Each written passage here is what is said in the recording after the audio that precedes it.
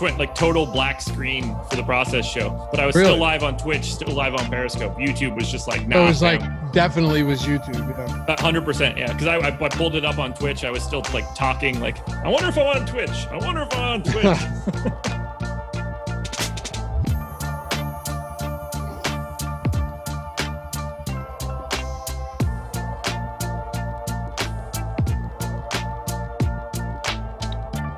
What's going on, everybody? Welcome to the Awesemo.com NBA strategy show presented by No House Advantage. I am Dave Loughran on the Twitters at Lofty_D, LOUGHY_D.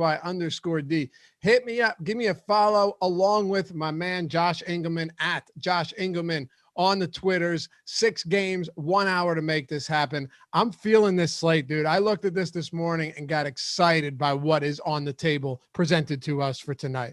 You and me both. When I was working my way through it on the process show this morning, 6:30 a.m. Eastern time, Monday through Friday, everybody, I realized in the middle of it all that we are set for a great slate. There's a lot of like really nice high-end guys priced at interesting prices. There's enough guys out that we already know right now that have opened up some value in like the upper mid tier. We don't have a ton of pay down value yet, but you would expect that to show up a little bit. We've got games that are going to be truly wild, like Minnesota, Houston, the tight line, no defense on either side. Mavs, Warriors should be a great DFS matchup depending on who ends up getting ruled in and out. Portland against Indiana. Dame Lillard is massively underpriced on FanDuel. The Pacers are playing way faster than I think anybody knows. Second fastest in the league in my pace metrics right now. This is a sneaky slate. Yeah, I'm feeling pretty good about it, which means it'll likely end in disaster. But here we are. Yesterday's slate was weird though, right? Because there were 11 games, and as I'm building lineups, I thought to myself, this feels like a 5-gamer. Yeah. Do you know what I mean? It felt like there were so many games that I just had little to zero interest in, that I'm working through a power or a small forward position or a power forward position on Draftkings. Like, there's nobody I even like here on an 11-game slate. It was crazy. It was weird. And like nothing ended up happening that was any good. Like I don't think that there's any like winners of yesterday's slate outside of DeJounte Murray. Like Daniel Tice is an unknown guy that goes for 50, but nobody popped off, went for 60, went for 70. Like all the pay up guys were pretty much crap. It ended up being like a really, really weird slate. Yeah. I had Murray in 2 of 3, which was nice, along with Westbrook, but also had Daniel Gafford in those, which he comes into the game, plays 4 minutes, drops 4 and 2. I'm like, okay, we're working with a decent per minute production here. This looks really good. Len played 2 minutes, had 2 fouls right out of the gate, and then Gafford picks up 2 fouls. Anthony Gill comes in and lights it up, scores 13 points and like real points in 8 minutes. And then he just got Scott Brooks. Scott Brooks favored him for the rest of the game, and that sucked. And sometimes you have to deal with that, but that was the type of slate it was. Russell Westbrook had a pretty rough first half, came back in the second, another triple-double. And the overtime period didn't exactly hurt him, Josh. No. And then Luka, I was waiting for people to come and chat. I even thought about this last night and be like, you guys said Luka had lower ownership and a fraction of ownership than Westbrook. Oh, you passed up a triple-double. Luka's ownership shot to like 20+% with the Porzingis news.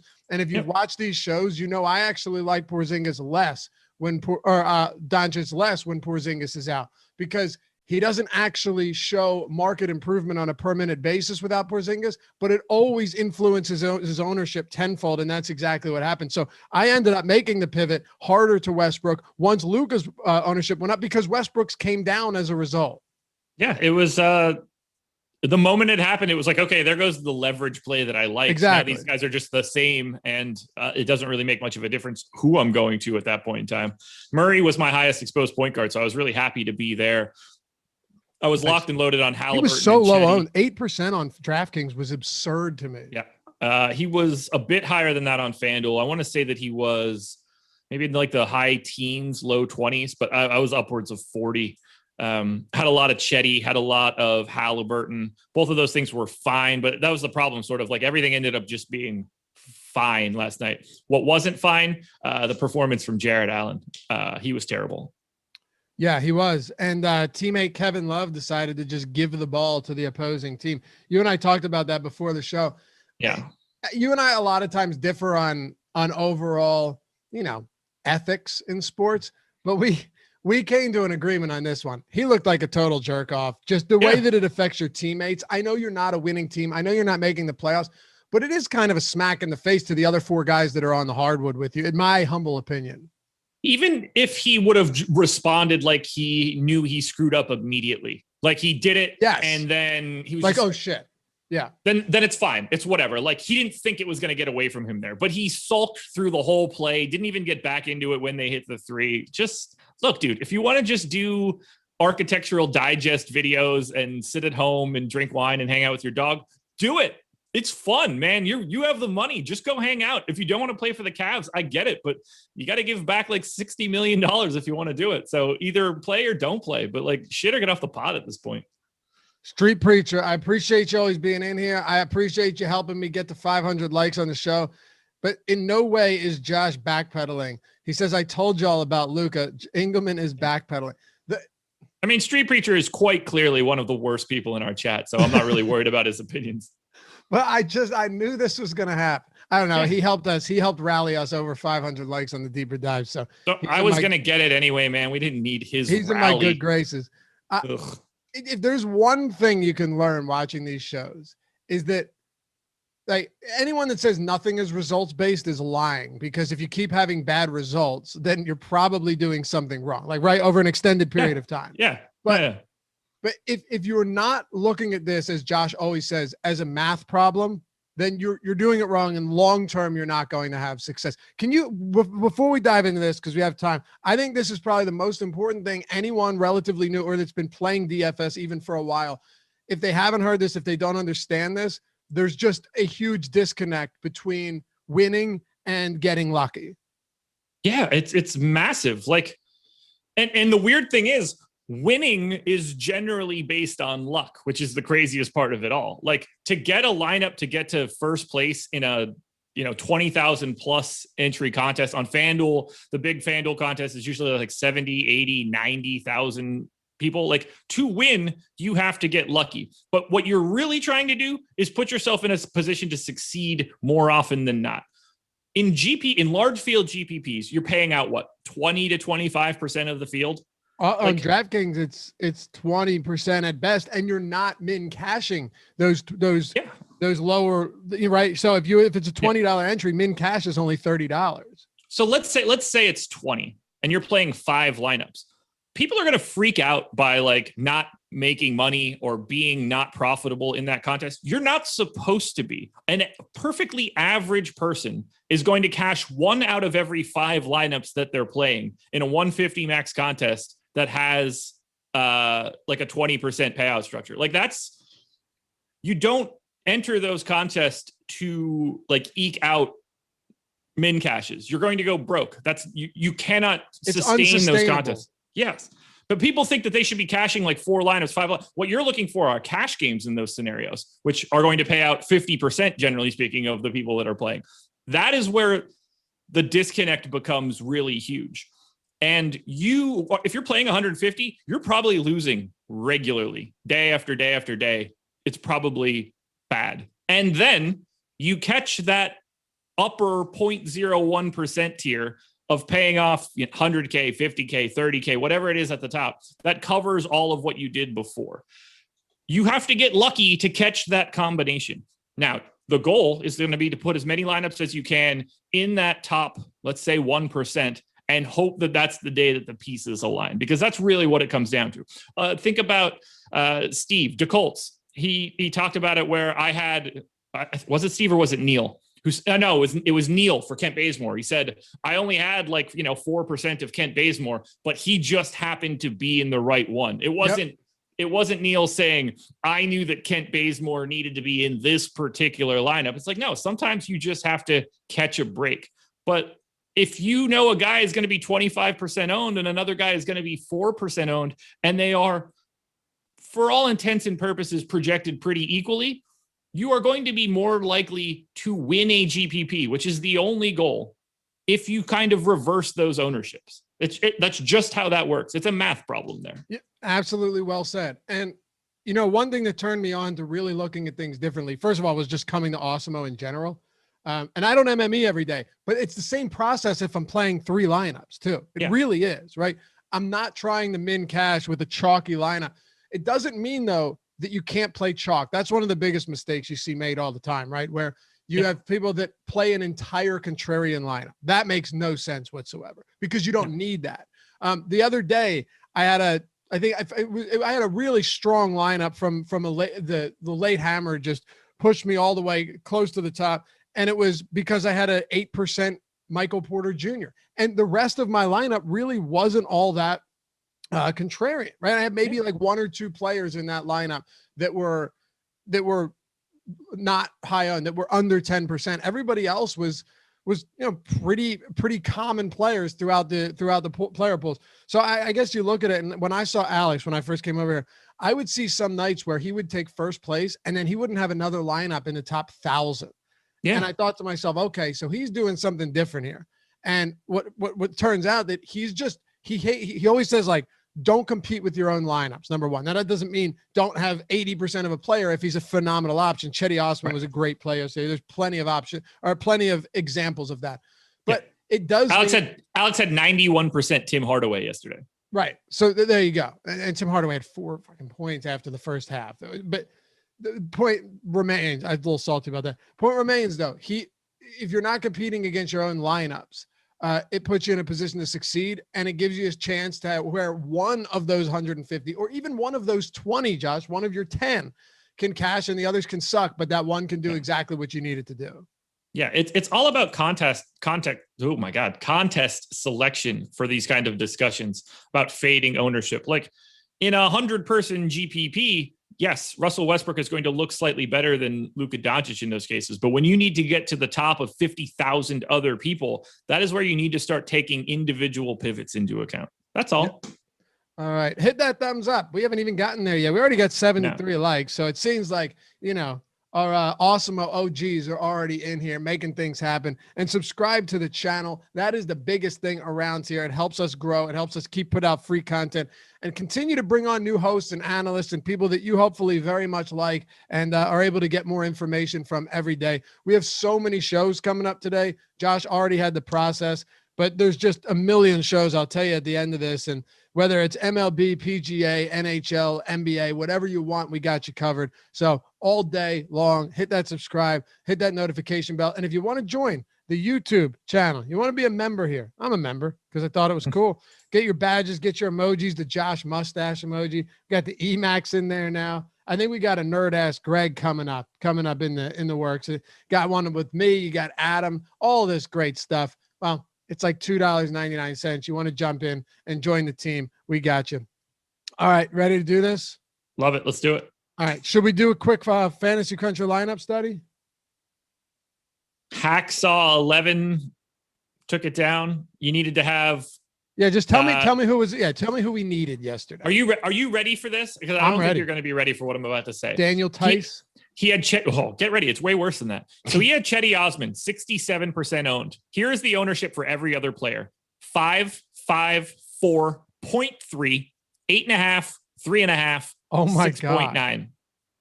Oh my! No one else in his lineup north of 8.5% owned. So this is the exact opposite of what I was saying you should do just a minute ago. Remember how I said you don't need. To be fair, it is an 11-game slate. Everyone's ownership numbers are going to be naturally lower. Like for example, that is low. For example, I think D'Angelo Russell should have been higher than 5. Like, was a good play at least. I think D'Angelo Russell was a good play. He was coming off a 30-minute game, played 31 minutes yesterday. Love him tonight, by the way, just to tease that out a little bit. Yeah. Check the receipts on my Twitter, baby. He was a play more yesterday. There you go. He should have been for sure. Chetty Osman, obvious play. I mean, Daniel Tice, DeJounte Murray. I loved him. That was a strong play. I have no issues with DeMar DeRozan. But all in all, 2 Raptors, 2 Spurs, a Bull, 2 Timberwolves against Utah, and Chetty for Cleveland. That is one insane lineup. Yeah, there's like, I don't see anything on there that's a true problem. Like, I don't even think Daniel Tice was a bad play. I understand why, like, he was owned exactly what he should have been. He's going to get made up by like 1% of the population, basically. I don't see anything in there that is like truly egregious. What was the total ownership on his lineup? 94.4. Wow. Yeah. 85.8 was in second. There was a 50.8 in sixth. But a lot of the other lineups at the top, 170, 180, 100, 175, 150, 150. The only reason, though, that it was 94 was because Chetty. Yeah. Yeah. I mean, Chetty makes up 67 of the 94. Yeah. He makes up more than 2/3 of his total ownership. Yeah. That's crazy. Wild stuff. Well, I'm really excited to talk about this slate. So I want to dive into it. We got plenty of time to make it happen. OKC and Boston. Ready to do this? Oh, more than a little bit. All right. Oklahoma City Thunder, 11.5-point dogs. This is a very, very bad basketball team. Man, the Sixers starters all played yesterday outside of Danny Green and played 22 minutes because why play them any more than that? They're 11.5-point dogs on the second of a back-to-back on the road against a Boston team that has no Kemba Walker or Jason Tatum, likely no, or at least maybe no Robert Williams. And they're still 11.5-point dogs in Boston. So, Josh, the Oklahoma City Thunder will start here. I'm assuming Lou Dort was just out for rest purposes, and they're trying to lose as many games as possible to improve their odds in the lottery. I have him in today. I didn't even list him on the injury report for our headers, or for the lower here on the run sheet. But if that's the case, then it looks like everyone outside of maybe Tony Bradley is going to be good. Can we go to Lou Dort here, assuming that he gets full run? Because his shot volume has been very high. His usage has been at least somewhat impressive on a team that has no alternative options. Yeah, so I think that we can. This is a tough spot. Boston is favored by 10 with no Kemba Walker and no Jason Tatum and potentially no Robert Williams, but we will talk about that in a little bit. They're bad. And I don't. It's 11.5 now, dude. It has moved to 11.5. Oh, actually, let me click refresh. Hey, it's 11.5 now. Yeah. You know, I did update it before the show. I just never refreshed the pivot table. The first 3 times I said that, it took you number 4. That's okay. Yeah. Anyway, so I do like on FanDuel. I like Dort and Pokusevski. Pokushevski's 4,100. I don't know who that is. I like Dort and I like Pogo Stick. Pogo Stick is 4,100 on FanDuel. Those are like 10 to 15 percenters based on their position. On DraftKings, though, like these guys aren't getting any ownership. Dort, 2%. Maladon, 3%. Poku, 4%. And that's probably right. Like I have them as like 8 or 9 percenters. I like them in large field GPPs as contrarian options. I have a lot of trouble saying that anybody here is a priority. Now, if Tony Bradley gets ruled out, I think that does open up Moses Brown at least a little bit. 5,300 on FanDuel, I believe 5,200 on DraftKings. But with no Bradley yesterday, Moses Brown got back to real minutes. He played 27 minutes yesterday. I assume that can happen again if Tony Bradley is out once again. And at that point in time, Moses Brown's going to look pretty solid. So we need to pay attention to this to see if Tony Bradley is in or out. But it's really hard to find anybody that is a true priority for Oklahoma City, given how bad they've been lately, given how much they care about winning, which is certainly 0, and the fact that they're playing Boston, who, even when they're not at full strength, is at least well coached and coming to play. Right. And Boston still has a pretty decent bench. The bench for OKC yesterday was Charles Brown Jr. and Jalen Horde and Ty Jerome and Svi Mikhailuk and Isaiah Roby. I mean, sure, Roby's a fine player, but this is ugly. And the problem too is you don't want to predict blowouts, but this team is actually that bad. They're that bad that even without Jason Tatum, even without Kemba Walker, they're still probably going to get lit up. And then the question is, okay, so maybe I roster some of these guys.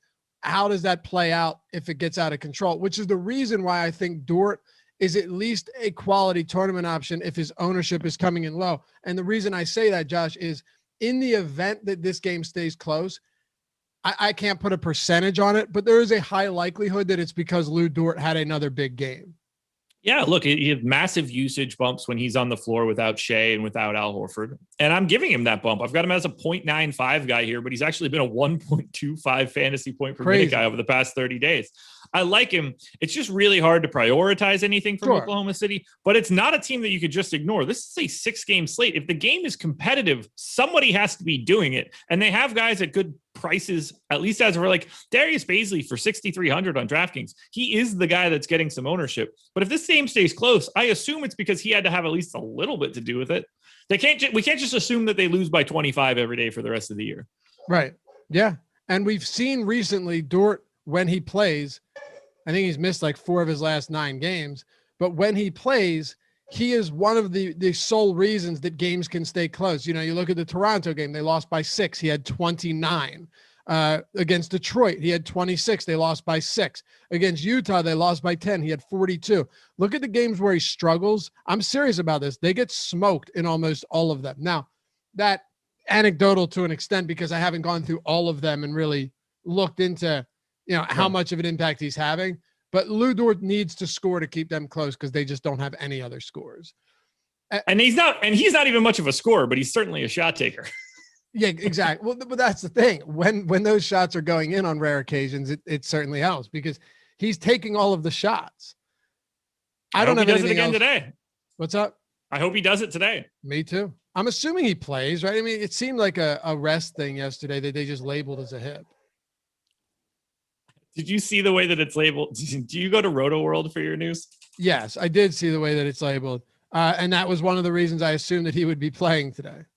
I laughed so hard. So they have his injury as the Al Horford special, right hip, tank commander, Cade Cunningham will not play on Monday versus Philly. I used Roto Wire for that one. You said Roto World. So no, I did not see that. Yeah. That is how they have the injury. So it's like Lou Dort and in brackets. That's how they described awesome. Why he's sitting out. Dude, you know they're bad when they're resting Lou Dort to get better lottery position. Yeah. You know, they're not resting like Kemba Walker or Kyrie Irving. They're resting Lou Dort to get an advantage. That's crazy.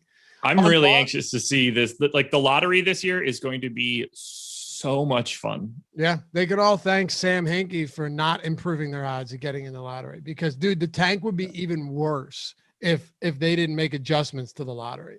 They've lost 14 straight, and they're not even close to having the worst record. Do you remember how many of the Sixers lost straight during that Hinkie era? In the 20s, correct? Yeah, I think that. Well, the most ever consecutively. So good. I think their record was like on the season. I think they were 10-72. I just clicked Sim Lottery on Tankathon. Orlando won the lottery. Minnesota kept their pick. Oklahoma City picks 5th and 9th. Okay. I like it. So I don't want Cade Cunningham to go to Orlando, though. That's where careers go to die. Yeah, that wouldn't be good. Who is the worst record ever? I don't remember if the Sixers passed the Hornets or not. Yeah, it's one of those two. So it was the Hornets. It was the Hornets. Yeah.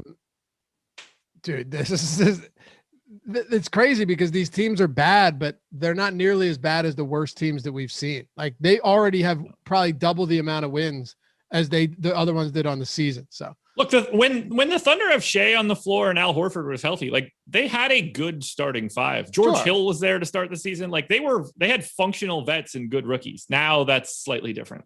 Yep. What about with Boston now? Huge favorites still. No Tatum, no Kemba. We'll see about Robert Williams. He's been sidelined now since the 14th of April. So about a week and a half. Jaylen Brown is going to pull very heavy ownership, and I don't see any reason why he wouldn't. He is priced reasonably on DraftKings, very much so, and FanDuel only 8,100. Seriously, the only concern here is that the game gets wildly out of control, and Jaylen Brown only plays 3 quarters like we saw all of Philly and pretty much every team that faces OKC recently. Yeah, so Jaylen Brown looks like probably one of the better quote-unquote pay-up options, even though he's in the mid-8s, but 8,100 on FanDuel, 8,400 on DraftKings. Massive usage and assist bump when Kemba and Jason Tatum are off the floor. I've got him in for 35% usage today.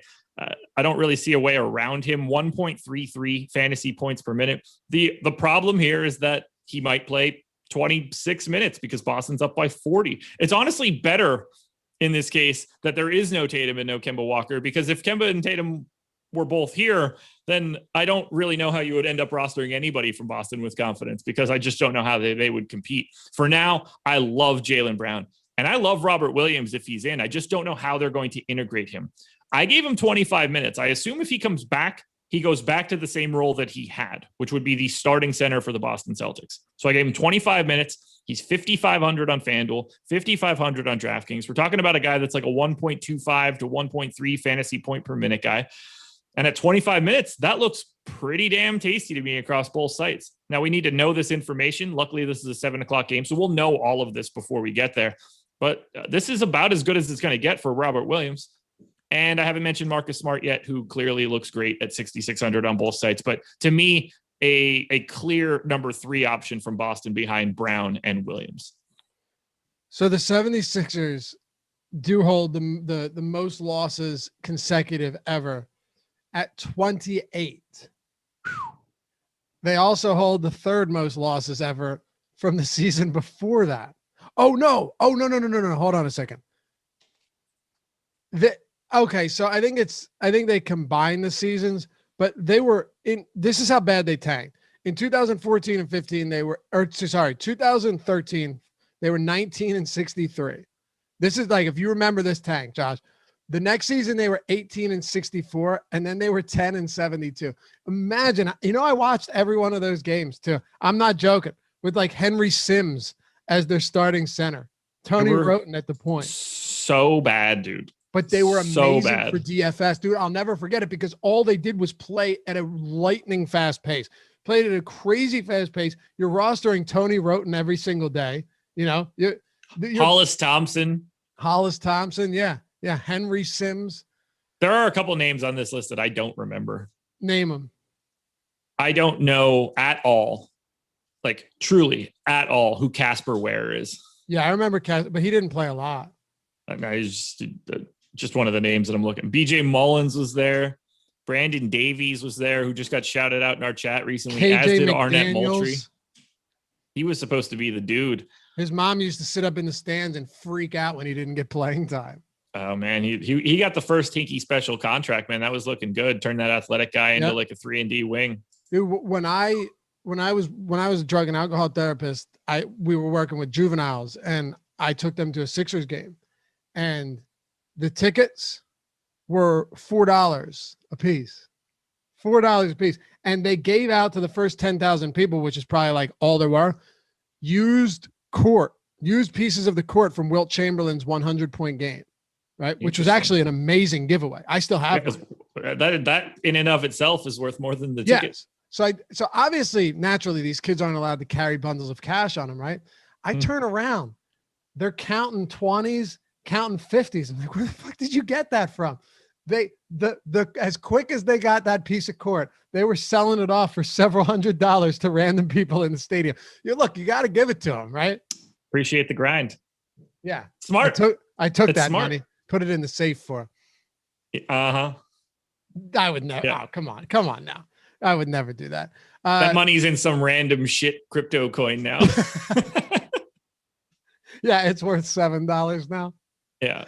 Anything else for Boston you want to hit on? And talk to me just quickly about priorities, like any real priorities for you. Robert Williams, Jaylen Brown, and Marcus Smart are high end priorities. We have Evan Fournier projected for like 20-something% ownership. I'm not sure I agree with that, because I just don't know how many minutes he can play. I think we kind of got to get that information. We're talking about a guy that missed a lot of time for COVID. It doesn't appear that the guys that are actually missing large swaths of time for having COVID just dive back into playing monster minutes. It appears to be having some sort of effect, at least in this situation. He played 20 and 20 or something along those lines, 22 and 20, something like that. So I gave Evan Fournier 26 minutes. And at 26 minutes, I will not be playing any Evan Fournier if he's 20-something% owned. If we get word that he has no restrictions, then that changes things, because we're going to push him up into the 30s then. He's a legitimate NBA starter.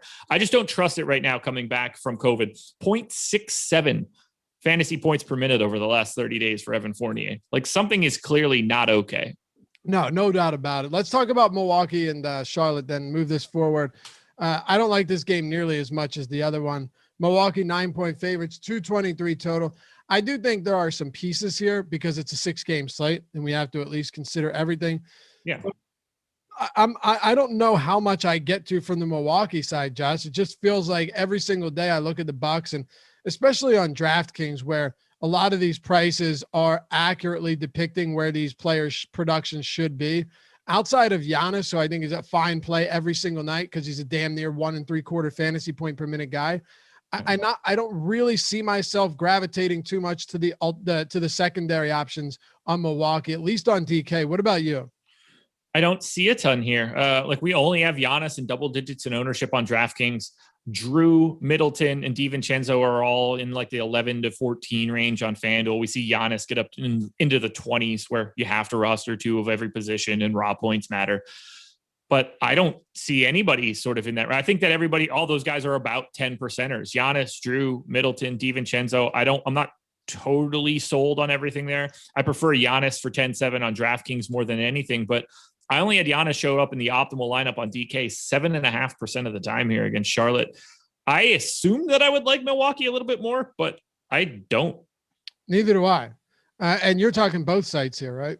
Yeah, FanDuel or DraftKings. Like the highest I have anybody in the optimal is 11.5% for Giannis. What about Charlotte with Terry Rozier's price coming back down? LaMelo is very close to returning, but he's not there yet, which means that him and Gordon Hayward remain sidelined for, well, we don't know how long. It definitely at least makes me consider the idea that Rozier is – it's kind of another one of those things where if this game stays close, they're 9-point dogs at home, Terry Rozier likely plays a big role in this. Do you get to anybody up top here for the Charlotte Hornets?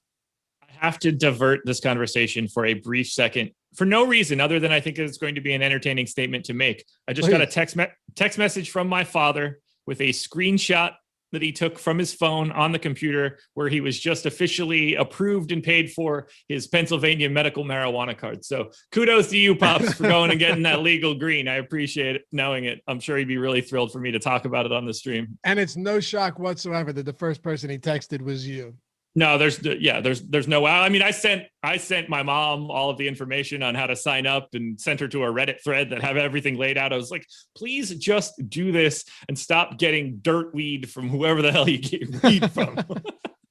Oh, the stuff where you're picking the twigs out, pops through the blunt because now you got no airflow. Oh, it's the worst, man. Yeah. So kudos, Dad.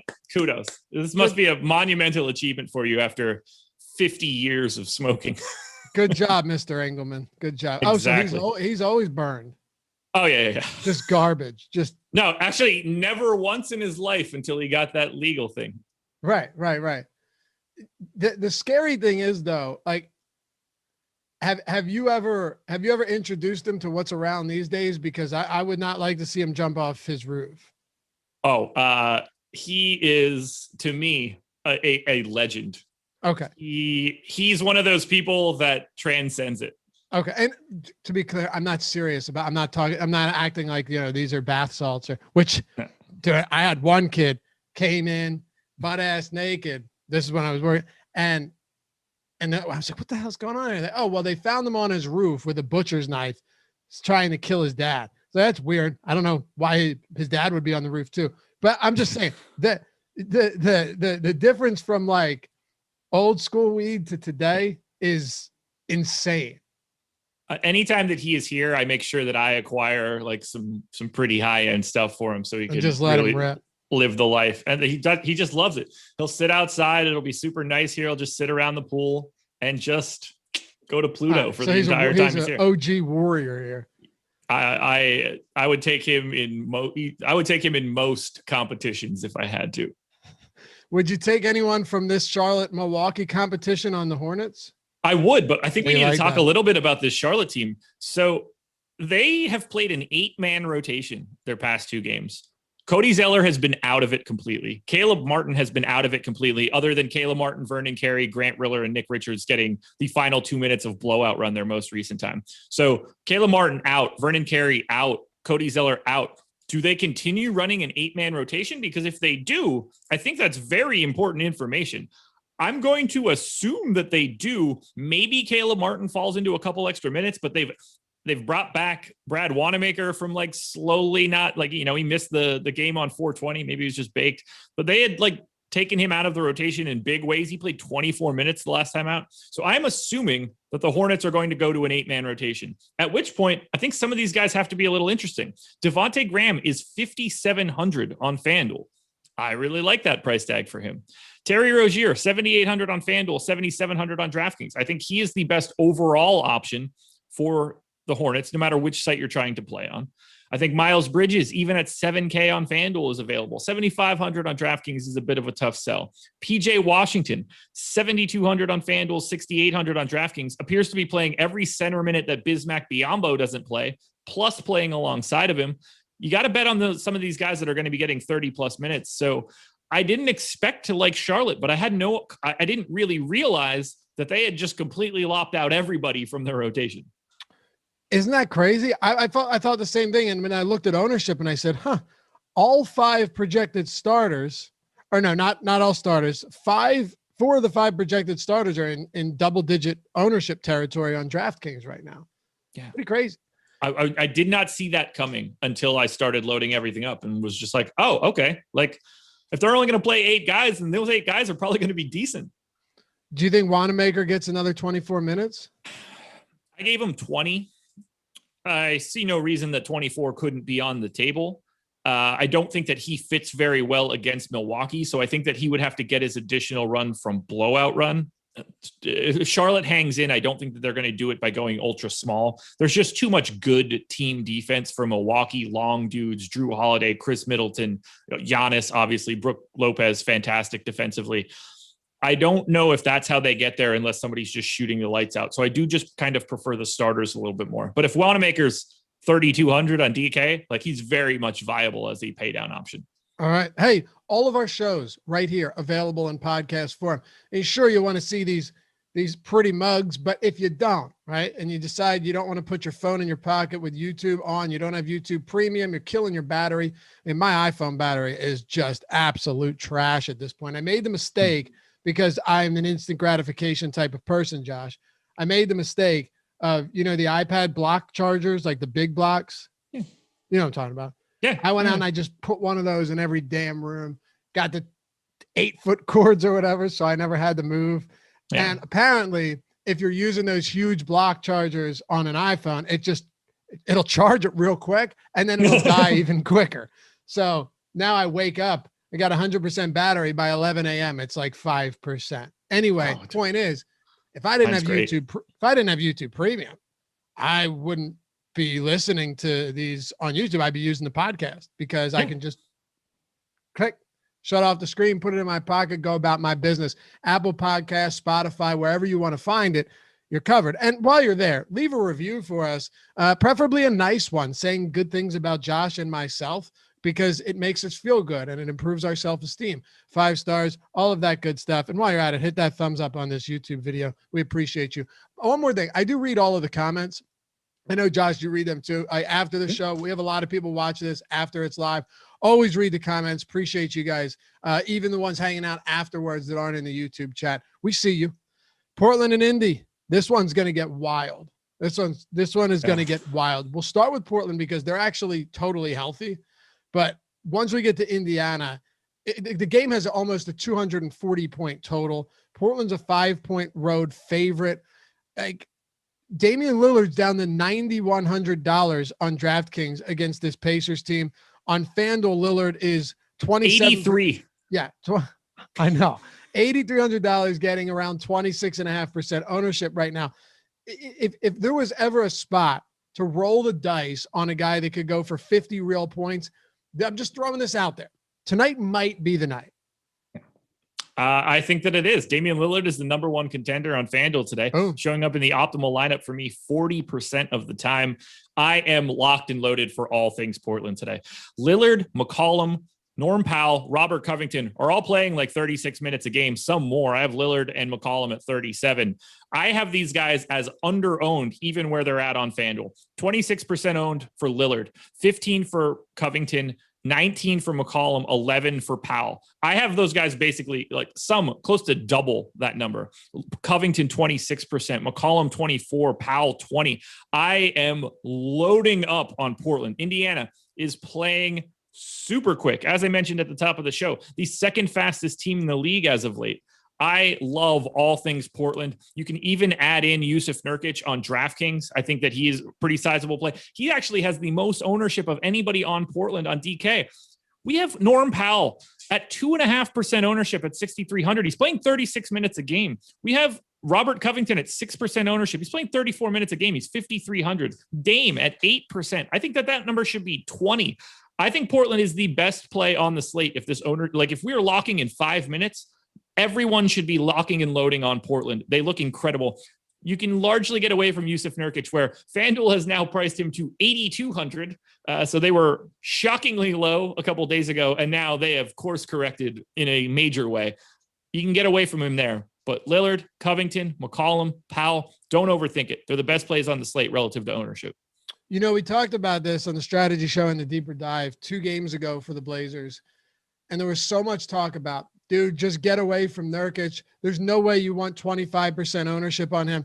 And I specifically remember us discussing, if you know anything about Yusuf Nurkic, he is the type of player, right? And this is where ownership and ceiling comes into play. He is the type of player that could rip off 50 easy, right? Can you hear me? Or are you still, I think the AirPods, they always go out on him. Yusuf Nurkic is the type of guy that can rip off 50, no problem whatsoever. And that was the game where he was 20+% owned at $5,200. And there was still a lot of people that didn't want to go near him. Yeah. And he went for 26 and 17 in 29 minutes. And then he backed that up with 16, 19 and 5 in 29 minutes again. Yusuf Nurkic, Josh, has the ability, and we've seen it countless times over, to rip off easy 2+ fantasy points per minute. And that's pretty much what we saw over his last 2 games. So yeah, his prices come up, but even on DraftKings, 6,800, 15% ownership. I don't think against an Indy team that is completely shorthanded in the front court, I don't think 15% is crazy even a little bit. No, not at all. Look, Yusuf Nurkic is one of the more versatile guys in the NBA, and people don't realize it. He's actually the last person that had a 5x5 game in the NBA. And he has several triple doubles, by the way. Here's the stat line in that 5x5: 24 points, 23 rebounds, 7 assists, 5 blocks, and 5 steals. Yep. And you guys are like, I don't want to play him at 20% ownership.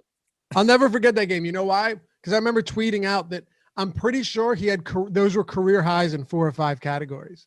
Probably, yeah. Do you know how crazy that is? In one game, he had career highs in 4 or 5 categories. That a 5x5 stat line has happened only 4 times since 2010, and he is one of those, along with Anthony Davis, Draymond Green, and Nick Batum. That's crazy. Hey, pretty cool comment from Larry Fisherman. Says, this duo legit changed my life. Took down an NBA playoff slate last year for $29.5K. It allowed me freedom to invest in personal projects and set myself up for long-term success. Game changer. That is pretty cool. Yeah. That's like, I don't even know how to explain how that feels to hear it. Yeah. To have like an actual, like profound success. Like, and look, I'm happy that we're entertaining.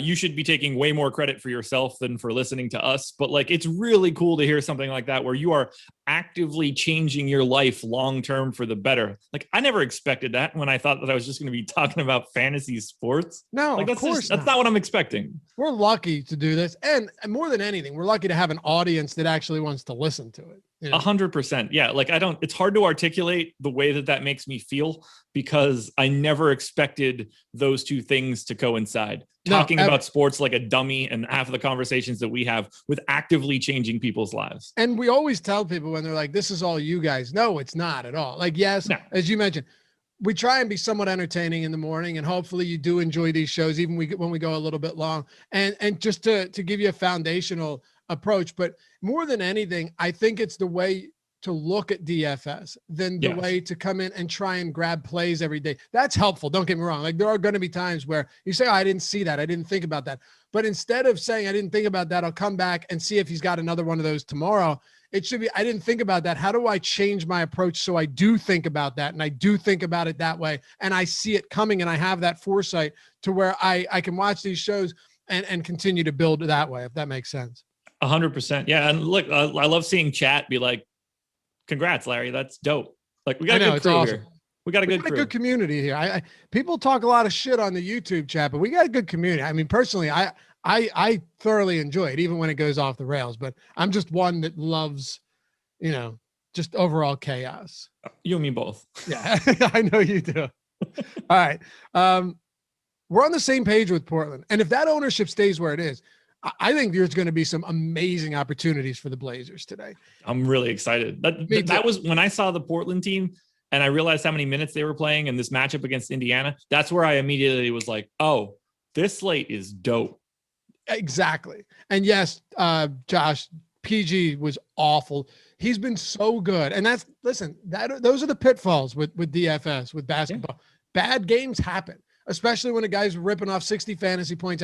Bad games happen. They got smoked yesterday, and Paul George had 9, 3, and 3. It happens. It sucks, but that's another thing. It's like you don't go back and say, man, I'll never pay $9,500 for Paul George again, or $9,400 or whatever he was. If everyone else takes that approach and now he's not owned at all the next time at the same price with Kawhi Leonard out, that's a perfect opportunity to take Paul George because of how good he's been.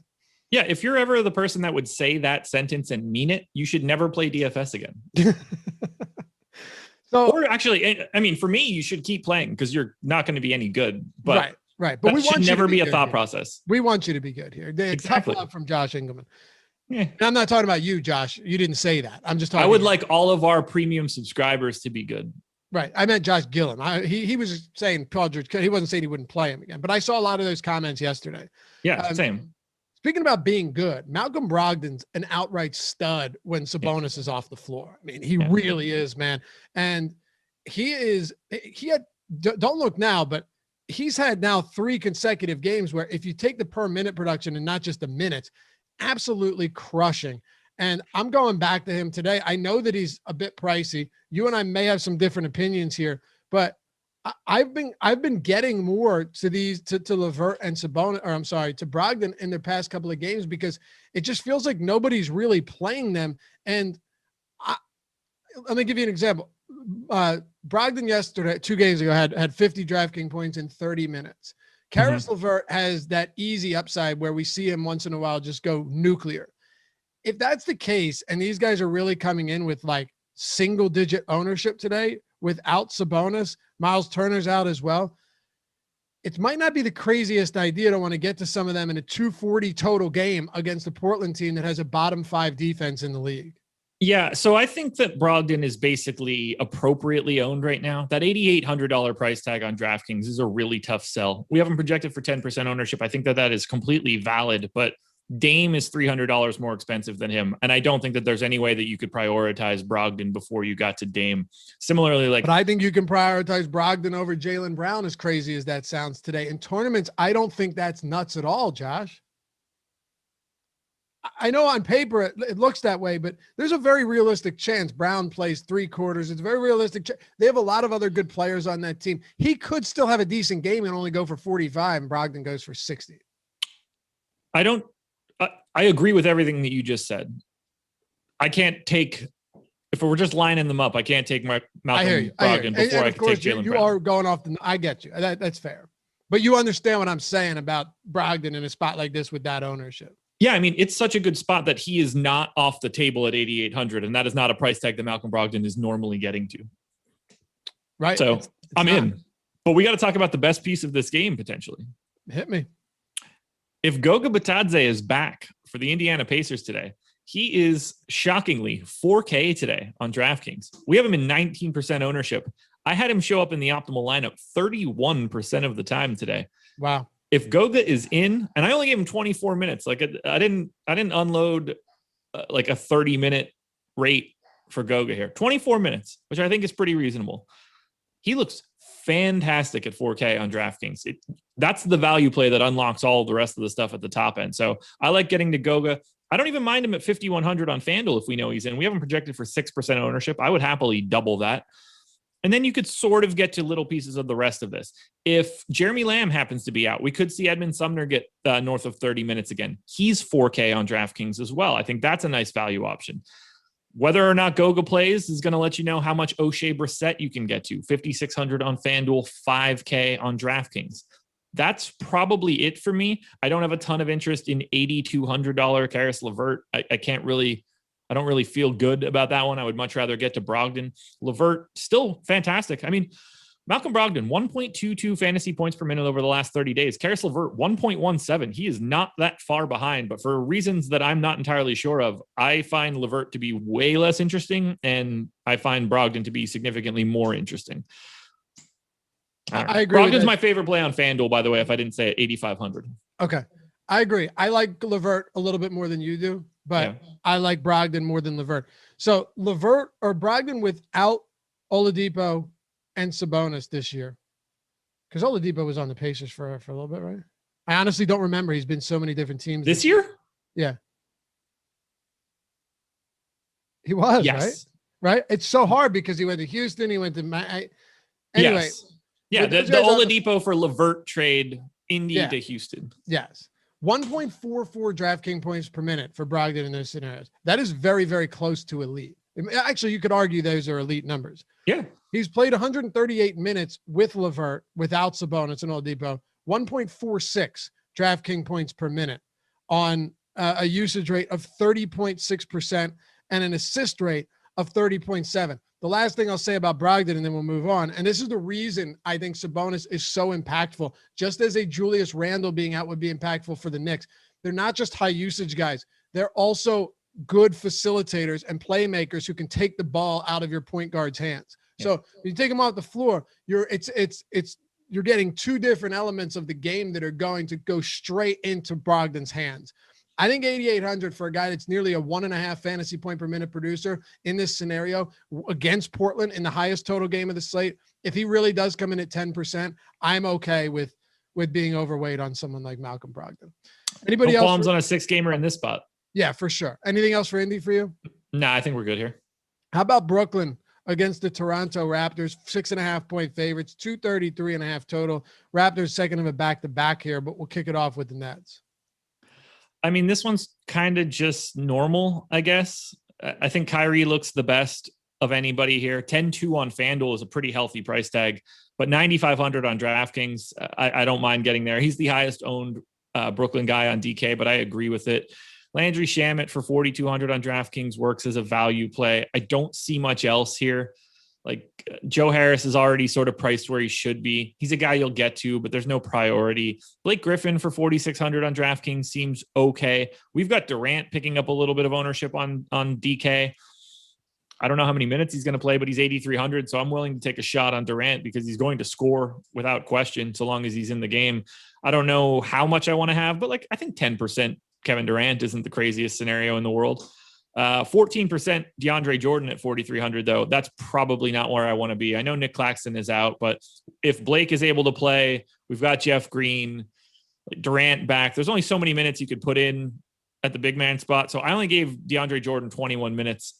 Maybe I'm wrong there. Maybe he gets a couple extra minutes, but I don't really see that ownership as something that I'm really looking for. Main priorities coming out of this one: Kyrie at the top of the heap, Landry Shamet, and I guess Blake Griffin on DraftKings are decent value options. Toronto's a tough matchup. Maybe. You think so? I don't know. If the entire starting five isn't there, then Brooklyn's going to smack them. If the entire starting five's there, I can make a decent case that Toronto is a better team. Really? Maybe. Yeah. Maybe. I don't know about better, because I think Pascal Siakam is a fraud, but I definitely think, I'm kidding, I don't think he's a fraud, but I don't think Pascal Siakam is anywhere close to the player that we saw a couple of years ago. Well, sure. But look, Toronto on the season. I talked about this on the process show. So they're 26-34.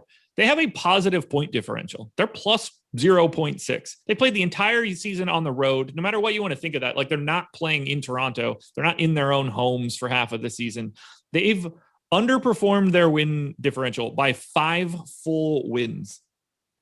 It is. Listen, let's just go through the list. And I'm kidding about Siakam. Siakam is still a good player. Kyle Lowry, probably one of the most underappreciated players in the league. Fred VanVleet is a solid player. Gary Trent Jr. fine. OG Anunoby. These guys are not bad. You're right. They are a good team. They're. Let me say this much. I've hated them all year because I've backed them so often, thinking they were gonna find that equilibrium, right? And they never have. No. So at this point, I don't know what to think. Are they nowhere near as good as we thought they were before, or are they just wildly underperforming? Because after 60 games or whatever it's been, you have to draw some conclusions at this point. Absolutely. Here's the problem. This entire team is going to be questionable for rest. We have no idea what they're doing. Lowry, VanVleet, Siakam, Anunoby. I have no idea who's going to play. I can't break this down. I have everybody in. To me, Kyle Lowry at 6,600, if he's playing, looks like the best option coming from Toronto. But I am absolutely rotating through VanVleet, Birch, Siakam, and OG, because when they're playing 36 minutes a game. Except, Kem Birch is playing 30 because you don't play Kem Birch 36 minutes a game. But I'm playing these guys from Toronto against Brooklyn. Brooklyn's defense is terrible, like truly, legitimately terrible. They just happen to be, arguably the best offense of all time. I'll take a team that, has a bunch of former champions on it that could be playing 36 minutes a game that have relatively reasonable prices. I'm in for this if Toronto's there. But it's also possible that Toronto becomes the value spot on the slate because Kyle Lowry, Fred VanVleet, and Pascal Siakam all sit, and we're getting 35 minutes to Malachi Flynn and 30 minutes to Freddie Gillespie, whatever that is, and Yuta Watanabe and Stanley Johnson. This could take 2 different paths. I either like rotating through all of the stars for Toronto, or they become a fantastic value option against Brooklyn with limited guys. Josh Gillum, who is your favorite basketball team and where are you from? If I had to guess, I'd say you're a Raptors fan from Toronto, but I could be wrong. Me? No, Josh Gillum in chat. Oh, I don't know. Well aware you're not from Toronto, nor are you a Raptors fan. No. You want to talk about Minnesota and Houston? Yeah, this is the best game on the slate. All right. So we got the Minnesota Timberwolves and the Houston Rockets. Timberwolves, believe it or not, favored by 1.5 on the road, 234 total. I love seeing some high totals. We got a 239.5, you got a 233.5, you got a 234. We're in business today, baby. Play games with high totals, get high scores, right? There it is. Yep. Minnesota, D'Angelo Russell specifically, whose price actually came down $100 on DraftKings since yesterday. I don't know if the back-to-back is going to affect him at all. My assumption is no. He played 25, then 29 minutes on a back-to-back about 7 days ago. He's played 31 minutes in back-to-back games now. He is a good player from a fantasy standpoint.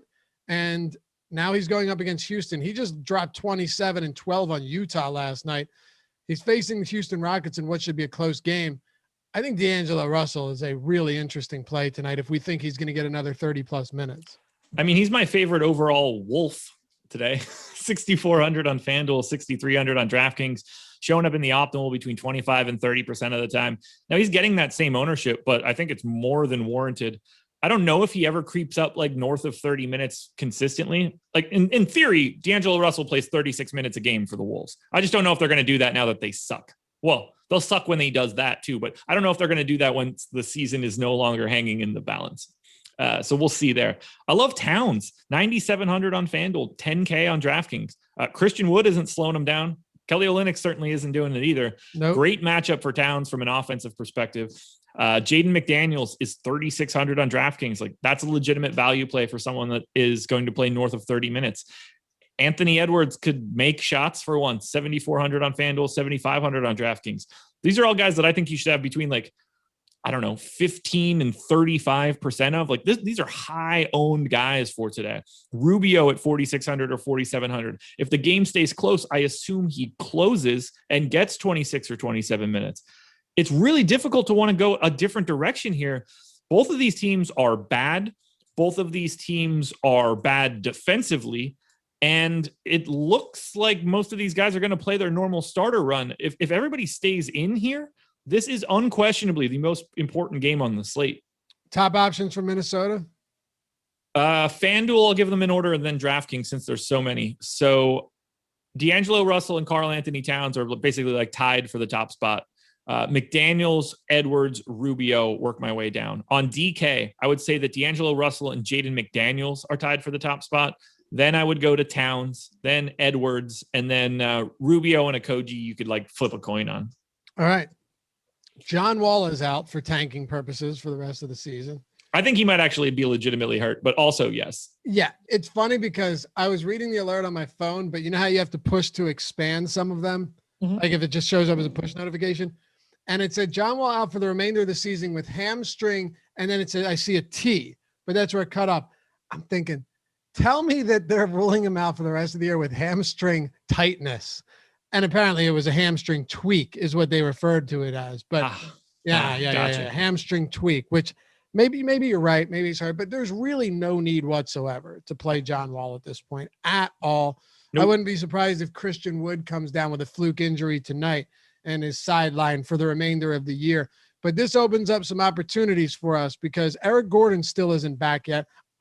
He probably doesn't play again this season. Why would you play Eric Gordon? Yeah, I don't know. John Wall is out for the rest of the year. So that brings into play guys like Kevin Porter, guys like Jae'Sean Tate. Now, the last thing I'll say here before turning it over to you, Josh, is there are, in fact, some spots that have already been adjusted for in terms of salary because so many times Wall's been out, Porter's been out, Christian Wood's been out. But there are also a few spots that, based on the ownership as well, aren't that bad. So how do you approach the Rockets tonight? Play the hell out of these dudes. Oh, I love it. All right. So on FanDuel, I have Jae'Sean Tate, Armani Brooks, Christian Wood, Kelly Olynyk, and Kevin Porter, all projected to be in the optimal lineup north of 18% of the time, with Kevin Porter 37% of the time, 5,600 making his return. I gave him 32 minutes. I tried to be at least a little pessimistic. I think all five of those guys that I just mentioned are great. For some reason, we have Armani Brooks projected for 5% ownership on FanDuel. He's 4,100 and I assume playing north of 30 minutes. So sign me up for him as a low-owned contrarian option in tournaments. Exact same story on DraftKings. Porter, Olynyk, Wood, Brooks, Tate, all like 20% or more guys. I have every single one of those five guys as under-owned on DraftKings. Some very aggressively, like Armani Brooks at 4,300. Some a little bit less so. Like, Jae'Sean Tate at 6,100, I think is basically properly owned. But I want a lot of Kevin Porter. I want a lot of Kelly Olynyk. I want a lot of Christian Wood. They're taking on Minnesota. Like, this matchup is perfect for fantasy stats. I want them shooting a ton. I want up and down game, as much transition as possible, as many possessions as possible. I don't care if they make or miss these shots because they're going to have a ton of Wood and Olynyk scooping up rebounds. Same story on the opposite side for Minnesota. I mean, I think that we see, like on FanDuel, I would expect like 2.5 guys from this game to be in the optimal. I'd be more likely to lean towards 3. And I think that there are like 10 guys that can be rotated through those 3 spots. This will undoubtedly have more ownership for me than any other game. And I don't even think it'll be even close. I don't disagree with anything you said. I love this game from top to bottom. And there are a lot of other games I like. So that says a lot. This slate is awesome. It's so fun, man. I'm very much looking forward to it. And you know what else? We got like pre-All-Star break numbers right now. We got almost 650 people watching. Because for those of you guys that have been around a while, interest generally weans after the All-Star break, unless you love this stuff as much as we do, and then you just do it every single day because it's fun. But yeah, hit that thumbs up, pop us over that 200 mark, and subscribe to the channel. Probably a good time to do that. And also, Josh, before we close it out, probably a good time to let people know they should be playing at No House Advantage. Yes. And they should be taking advantage of the promo code Awesemo, AWESEMO, to get $20 free when they sign up and deposit, and use all of our tools that are totally free at awesemo.com. I'm talking about the player prop tool that Alex Baker built himself for No House Advantage, the optimal lineups tool, all of that to take advantage of their peer-to-peer player prop format that they have over there at No House Advantage when you download the app. It's a tournament style format. It's awesome. It is an incredible way to build your bankroll. And that's really all that needs to be said, Josh. Build your bankroll, use free tools, get $20 when you sign up using the promo code Awesemo. Is there any reason not to? No, if you don't like free money, I don't even know why you're listening to this show, but you can get free money and easier potential money in the future by just following everything that we're giving you for no cost whatsoever. This will cost you $0. I promise you, most of you will spend money in a worse way than that. And you'll get free money straight out of the gate, free optimal projections, free optimal lineups. I don't know how to pitch something otherwise. If I would hear all three of those things, I would think like, oh, well, I'll just do this because why not? I don't have to take any risk and I don't have to pay for a product. Do that, build your bankroll, and then come pay for our product. Yeah, exactly. Oh, and we do, to segue out of that and into our free premium tools, we do free premium content each day. And when people say, oh, dude, you're giving away free content, I just signed up. If you just signed up, you know how much premium content behind the paywall every day we have. The boom bust tool, the lineup builder, the optimal lineups tool, what else? Player projections, ownership, fantasy cruncher add-on, all the premium articles. It's the tools that are the biggest thing though. And I say this in all seriousness, when I look at Twitter and I see, we don't have a Hall of Fame segment today. When I see, you'll be up there tomorrow though, dude, a guy that wins $36,000 in NASCAR that's been playing it for less than a month using the tools. Guy that won $64,000 on Saturday playing UFC using the Awesemo ownership projections, the player projections, and the top fighter tool, doesn't even know MMA. No. Like, that's the crazy part to me. People come in and they say, I'm going to dabble in baseball. Let me use the top stack tool. Boom. Huge. That's what gets me excited, Josh, because you don't need to know everything about these sports to be able to win money, and a lot of it using the tools. So we see it constantly. Like it's all laid out there for you. We're relying so much more on data now, like optimal odds, boom percentages, things that let you know really what is the likelihood that these guys are going to get to scores that you really need. And that really changes the construction of your lineups. You don't have to fly blind anymore. We have it at the website. You should be signing up. I highly recommend it.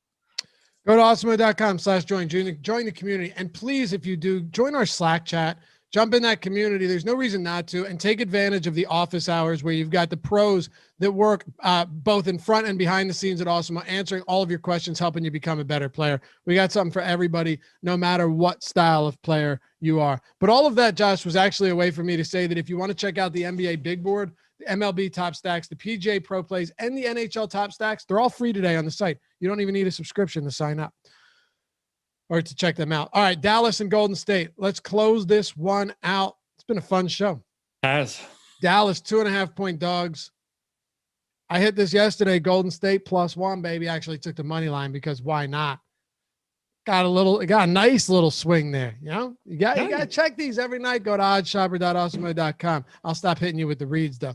That's not even a read. That's just real. That's the thing. I know. I feel like I'm doing a read, but it's exactly what I do. So it's so much more natural to be like, hey, just do this because we do this. Yeah. 100%. Yeah. Look, if you're trying to just bet on games and you're not shopping your lines, you're just leaving money on the table. Yeah. Yep. Dallas and Golden State, 2.5-point dogs. What do you think about Luka today? And do you think Porzingis and Richardson play?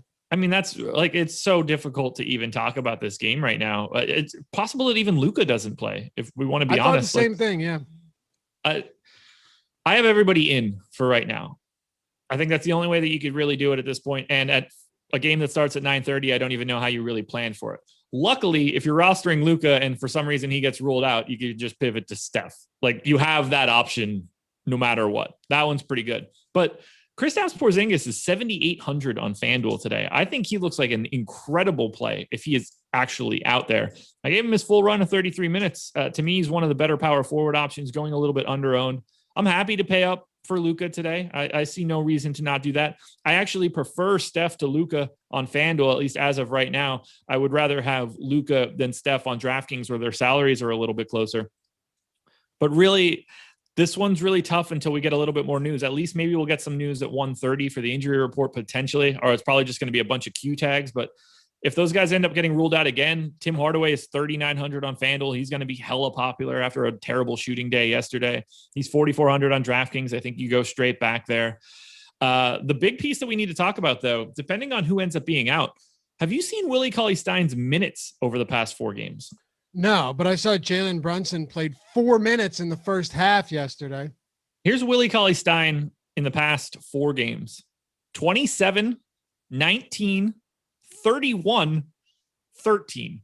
Wow. A little bit of variability there. Now, Maxey was out for the game that he played 31. The game that he played 27 yesterday obviously was no Porzingis. I think that we could see some minutes here for Willie Cauley-Stein. I just have no confidence in it, but he's the type of guy that can win you a GPP. He's basically a fantasy point per minute guy. He's the flat minimum on DraftKings today. Depending on how many minutes you give him, depending on who's in or out, if you project Willie Cauley-Stein for like 24 minutes at a flat 3K price tag against Golden State, who's the 5th fastest team in the league, Willie Cauley-Stein is going to show up a lot.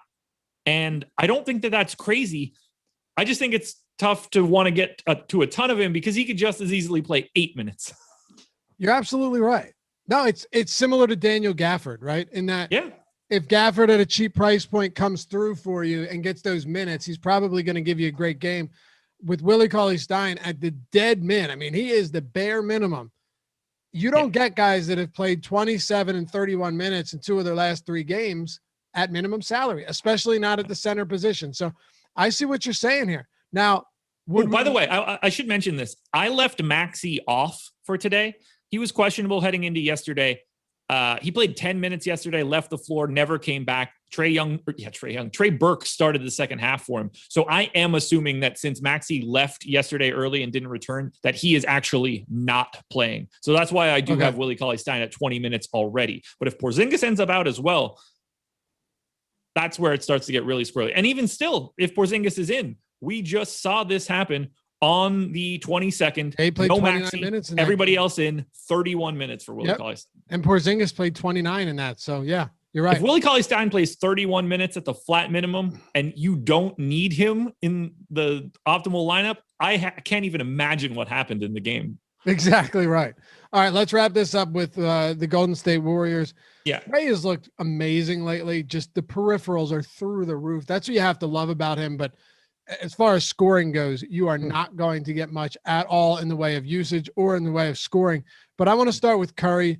Steph Curry is a stud. We all know that. His ownership today is about just shy of 19% on DraftKings. On FanDuel, he's coming in around 31%, where he's 9,700. So I'll position you like this: Doncic, Giannis, Curry, Towns. On DraftKings, those are all of the guys that are above that 10K mark, right? All the really expensive ones. On FanDuel, Curry's only 9,700, but you have Luka, Giannis, Irving's 10-2, but then you have Durant at 9,700. Okay, fine. And then Damian Lillard's down at 8,300. So the pricing is never as sharp on FanDuel, but Curry at 97 still appears to be one of, if not the best top tier option on the slate. It's the same that we always have here. He's over-owned as far as I'm concerned. I prefer the other pay-up options in comparison to Curry because you need to get a very specific Steph Curry game. He's not a high standard deviation game. You need the points to be there, or else you're not getting there to the same ceiling as someone like Giannis, who can go for 30, 15, and 15 if the game breaks correctly. That's an impossibility for Steph Curry. That's just not the way that the game is going to work for him. So while I like him, shows up in the optimal 20% of the time on FanDuel, that's significantly less than the 31% ownership we have him projected for. He's at 19% ownership on DK. I have him in the optimal 8% of the time. 10-3 is a monster price tag for Curry. So like we have Luka, Giannis, Curry, and Towns. They're the 10K guys on DK. They all have the same ownership. Giannis is the lowest at 16.4. Towns is the highest at 19.2. Those are all the exact same ownership as far as I'm concerned. You're not, he's over-owned, under-owned. Like that's all the same number. I have Towns and Doncic significantly different than Giannis and Curry for this particular matchup, for how it's set up. Luka is getting the benefit of this Golden State pace up spot. I really like that. I have no idea who's going to be on the floor with him today, but I would much rather go to Luka than Curry if everybody is going to have the same ownership, because he has a bigger upside unless Steph Curry is going to go 12 for 18 from 3 and score 50 real points. That is what has to happen in this spot. And I think if Curry's going like that, Luka's sort of going like that with him. That's my guess. I don't know. We'll see. But I see Golden State mostly over-owned. Give me a little Wiggins. Give me a little Oubre. I'll take a little bit of Draymond. I want to cast a pretty wide net for Golden State, but I don't want to prioritize anyone. Okay. And you're also getting a massive pace up spot for Luka, a massive pace down spot for Stephen Curry, if that's worth anything. It is to me. That's why I like Luka more. Like a 5 possession difference. Yeah, it's really, really big. Wrap up the Warriors for me, Josh. And when you guys head out, MLB Strategy Show is in action right now. Shoot on over there, show them some love. Get ready for the slate. Wiggins is my favorite Golden State Warrior on FanDuel, but he's basically just like a hair ahead of Curry. Those are the only 2 guys that I really, truly like on FanDuel. On DraftKings, I have Curry, Wiggins, Oubre, Draymond, Jordan Poole, Kevon Looney, and Juan Toscano-Anderson, all between 7 and 11% of being in the optimal. So to me, I'm just picking and choosing a Golden State Warrior to pop into random lineups on DK. Someone said in chat, Will Allen, Draymond Green be stealing Steph Curry's assists. Watch the game. It be pissing me off. It is true that Curry has 7 assists over his last 2 games, and Draymond has like 27 of them. Yeah. But keep in mind, Curry has 69 points. There you go, Josh. Nice. There you go. I knew you were liking that. And Draymond has 10. So even when I'm not listening, I can make that joke. I know. It's a bit of a give and 10. So yeah, it's like Pavlov's dog, where it's just nice. You know, it's just completely subconscious. Yeah, I didn't even hear it. That's just what has to. It's like breathing or blinking. All right, top options from Golden State. We'll wrap it up, baby. Curry and Wiggins on FanDuel. No top option on DraftKings. I could talk about this slate all day. It's really there's so much to get to. Lucky for you, you will talk about this again on the deeper dive later. I'm done. I won't talk about it again. Oh, you're done for the day. Okay. I am. I got to record PGA Contenders with our man, Dr. Ben, after this. You can go back, watch Josh's process show. You can check out the Contenders videos. You can head over to MLB Strategy Show. You can check out the PGA Strategy Show coming up at noon, the NHL Strategy Show at 2, the MLB Deeper Dive at 3:30. And then tip-off show, live, deeper dive live before lock. We got you all day long here. I'm sure many of you need to work. Many of you need to tend to your business, take care of your families. But in the meantime, we'll see you back here on the Awesemo YouTube channel. Thanks for hanging out, everybody.